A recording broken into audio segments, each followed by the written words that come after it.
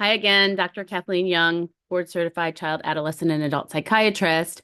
Just as a quick follow-up to the video I just posted on why your kid is not advocating for themselves, or I don't remember what I called it exactly. But I want to talk about communication differences because I think we underestimate sometimes as parents of children on the spectrum, especially children. I don't like to say higher functioning low support needs because that's really very confusing. I'm going to say these less obvious presentations of autism, but not understanding, how much communication differences do impact their ability to do things in the world, to make appointments, to meet with people, to find a job.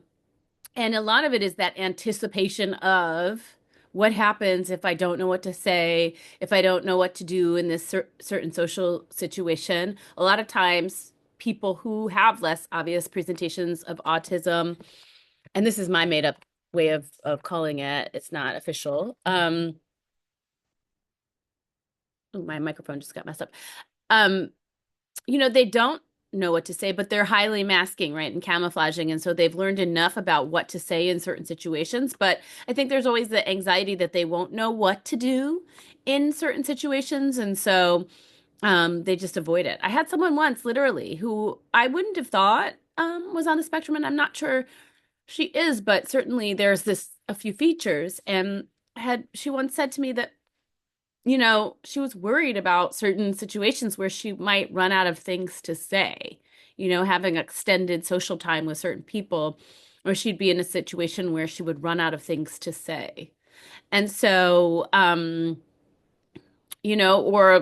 if your kid won't talk to people at school, it might be but they'll talk to you at home. It's not necessarily because they don't know how to talk or have a conversation. It's just that conversations are hard. And so if they go up to the kid at school and say, "Hi, how was your weekend?"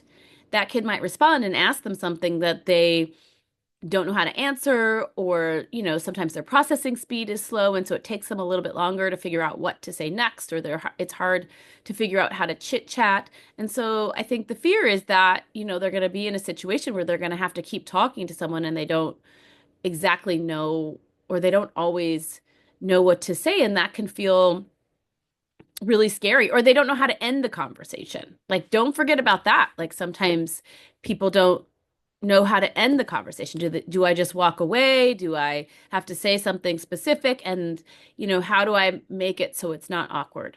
So I think those are the things that come up to me. And so I'm pointing all these things out, mainly for parents, but also for people who have autism spectrum disorder, to understand, like, this is why some of these things are happening.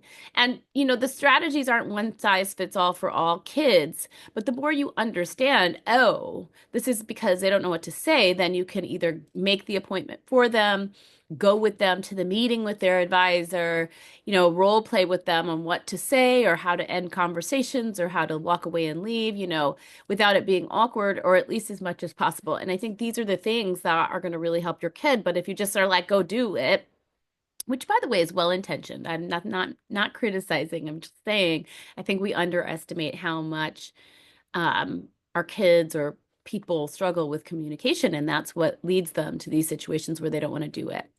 So hope that helps. I hope that's at least a place to start, and I'll see you soon.